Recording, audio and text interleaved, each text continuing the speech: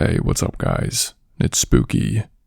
Tonight, we have Volume 3 of Spirit Halloween Horror Stories. I'm not even kidding when I tell you this. These are some of my favorite stories to tell, just because it means Halloween's right around the corner. So, be sure to like the video, comment, and subscribe if you haven't already. Now, let's get into it.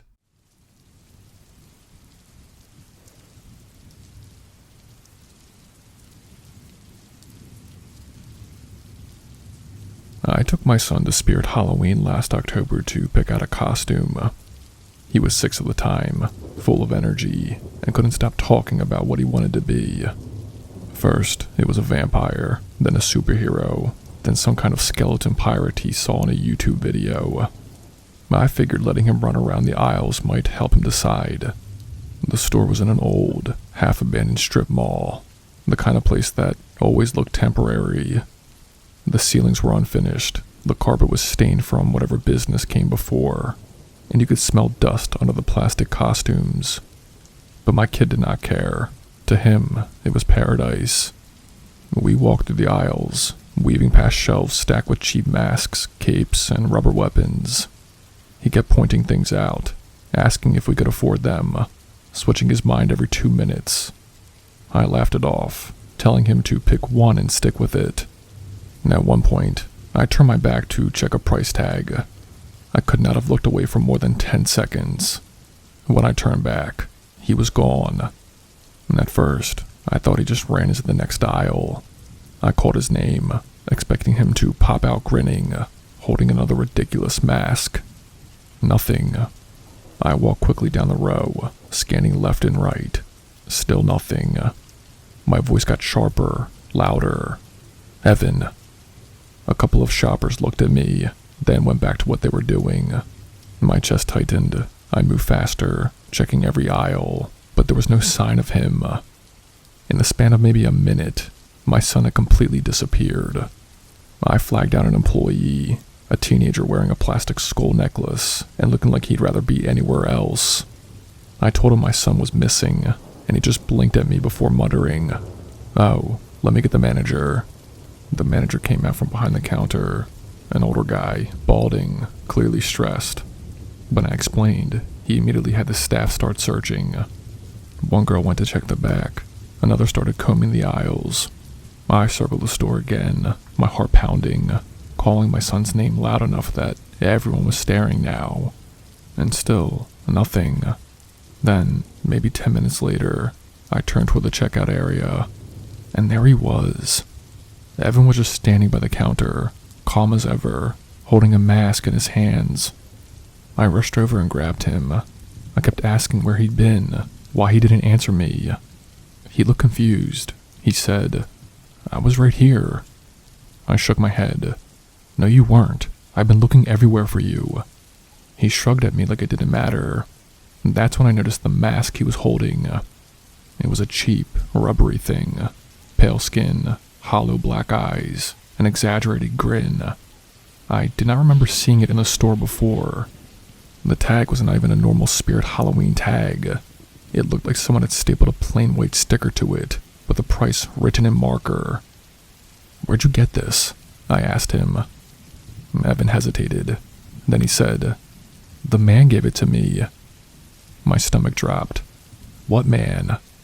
He just repeated, "The man wanted me to try this one." I scanned the store. Customers, employees. No one had a place. I grabbed the manager and demanded to know if anyone had given my son a mask. He shook his head, said no one would do that.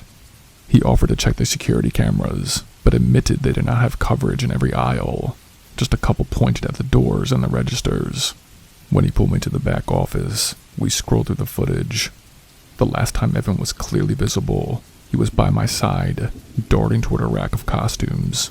After that, there was a 10-minute gap where he did not reappear anywhere. Then suddenly, there he was, in the corner of the frame by the counter, holding the mask, alone. I asked my son again and again who he had been with. His answer stayed the same. The man. No description, no details, just those 2 words. I took the mask from him and handed it to the manager. I told him to check it, see if it was part of their inventory. He looked at the tag and shook his head. "We don't use these. This isn't one of ours." I left the store shaking, clutching my son's hand so tightly that he complained about it. For days afterward, I couldn't stop thinking about it. How does a child vanish in a store full of people and then reappear without anyone noticing? Who was this man he kept talking about? I called the store later that week to follow up. The manager said they'd gone through the shelves. They couldn't find that kind of mask anywhere. I do not let my son out of my sight in public anymore. Not for a second. Because in those 10 minutes, something happened I can't explain. Something no one can explain. And whatever it was, it left us with one thing I'll never forget. A mask that did not belong, and my son's calm little voice saying, "The man wanted me to try this one."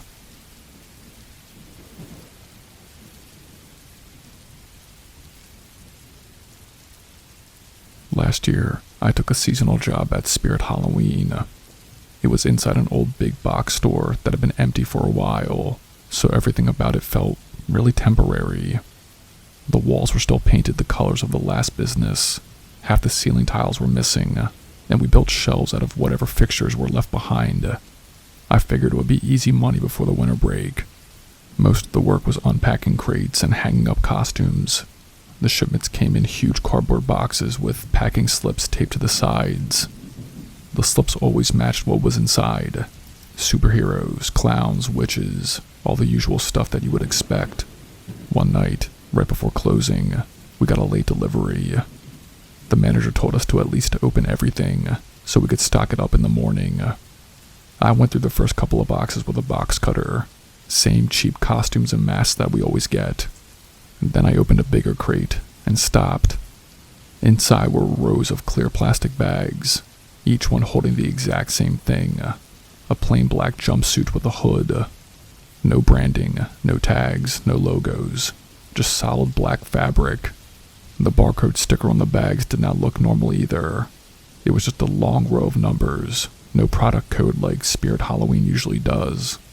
I called the manager over. He scanned one with a handheld gun, and the screen flashed red with an error message. He frowned, muttered something about the warehouse messing up, and told me to shove the crate in the back until we could call corporate.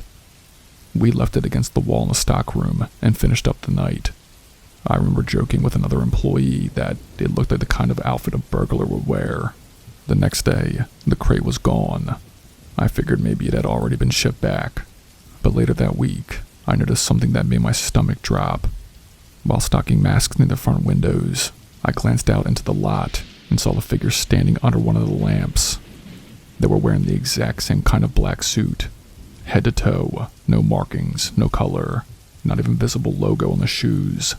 Just standing there, perfectly still, facing the store. I brushed it off as someone messing around. Spirit Halloween attracts pranksters every year. But a couple of nights later, I saw another one. This time, near the dumpsters at the side of the building. Same outfit, same stillness. I did not say anything until one of my coworkers mentioned seeing somebody outside after closing. When I asked what they looked like, he said, "All black, like those suits in that box." That's when I knew it wasn't just me. We started paying attention. They never came inside. They never knocked or tried the doors. They just appeared outside, one or two at a time, standing under the lot lights or near the edges of the building, always in those black suits. Then one night, while I was grabbing something from the stockroom, I noticed the crate again. The same one with the black suits, shoved back against the wall like it had never been moved. I asked the manager about it, and he swore he had called corporate. Said they told him they hadn't sent anything like that. He told me to leave it alone. But the suits outside did not stop.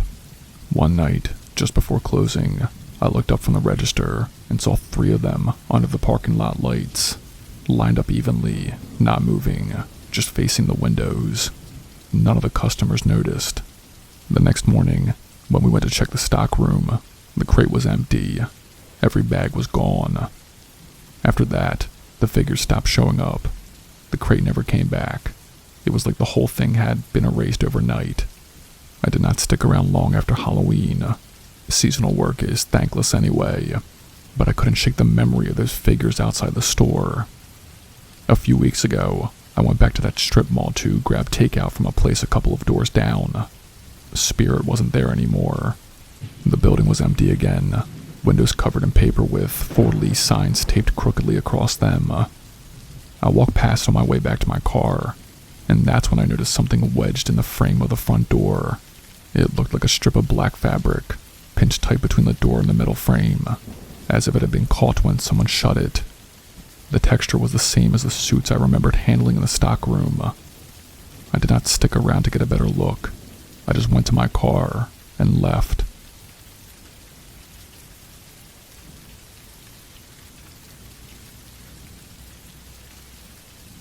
I worked a seasonal job at Spirit Halloween last year.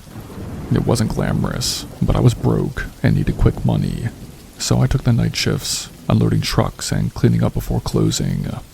The store had taken over an old grocery space, and everything about it felt half-finished. Racks bolted together loosely, dusty ceiling vents, flickering lights. One night, me and another guy on staff, Kevin, got stuck with trash duty. That meant breaking down boxes, hauling bags out to the dumpsters behind the building, and trying not to breathe too deep because the smell back there was just awful. And it was late, maybe a half an hour before closing, when we wheeled 2 carts of trash outside. The lot behind the store was pitch black, except for one buzzing lamp above the loading dock. You could hear cars from the highway in the distance, but otherwise, it was dead quiet. I climbed up onto the side of the dumpster to toss a bag in, and that's when I noticed another one already sitting inside. It wasn't one of ours. Ours were clear, filled with costume packaging and hangers. This was a type of heavy-duty black bag, tied up with duct tape. At first, I did not think anything of it, maybe left over from the grocery store that had been here before. But Kevin spotted it too. He climbed up and said, "We should move it. Manager does not want us mixing trash." When he tugged at the top, the bag ripped open. Inside weren't costumes or plastic or anything like that. There were clothes, real clothes, dirty ones, a child's jacket with grass stains on the sleeves, a pair of sneakers with the laces tied together. What made it worse were the names written in marker on the tags, like parents do for school clothes. And Kevin swore under his breath and ripped the bag wider. More stuff tumbled out. A paramedic's shirt with patches torn off, a police-style jacket missing its badge, a bloodied apron. Some of the fabric was stiff, like it hadn't been washed in years. We both stepped back, not sure what to say. I told him we should call the manager. Kevin shook his head. "You think he's gonna care? It's probably just donations somebody dumped." But it did not feel that way. These weren't thrift store leftovers. They were too personal. Some of the items looked worn down to nothing. Others looked almost new, but ruined with stains. I reached into the pile, against my better judgment, and pulled out a small backpack. Inside were notebooks and crumpled papers. The name on the front flap did not match the one on the jacket. Different kid, different handwriting. That's when Kevin muttered, "We shouldn't be touching this." He shoved the bag deeper into the dumpster and pulled the lid down hard. We rolled the carts back inside and did not talk about it the rest of the night. But I couldn't get it out of my head. Who throws out bags of personal belongings behind a Spirit Halloween? Why duct tape it shut? The next day, I went to check. The bag was gone. The dumpster was empty, except for our usual trash. When I asked Kevin about it, he just shook his head. "Forget it. Seriously, you don't want to mess with whatever that was." I tried, but a week later, during another trash run, I saw something that froze me. Wedged between 2 broken down cardboard boxes was another bag. Same kind, black plastic, tied with duct tape. My stomach dropped. I told myself it had to be a coincidence. I did not open it this time. I couldn't. I just pushed the cart back inside and pretended I hadn't seen it. But here's the part that sticks with me the most. A couple of weeks after the store closed for the season, I drove by to see the place being cleared out. The sign was down. The windows had boards over them. Everything stripped back to the emptiness again. I almost kept driving, but something made me pull into the lot. Near the dumpsters, there was a pile of trash waiting to be picked up, and on top of it was another one of those black bags. It had split open, probably from being tossed carelessly, and I could see what was inside. Not costumes, not packaging. It was another jacket, child-sized. The name written on the tag wasn't one I recognized, but it was fresh enough to be read, the marker not faded at all. I did not get closer. I did not want to. I just got back in my car and drove away. That building has been empty since. Every time I pass it, I think about those bags. I don't know who left them, or why they showed up only during the weeks we were open. But I do know this much. Spirit Halloween did not ship them in. Someone else did, and they made sure to use the dumpsters behind the store. The one place no one was supposed to be looking too closely.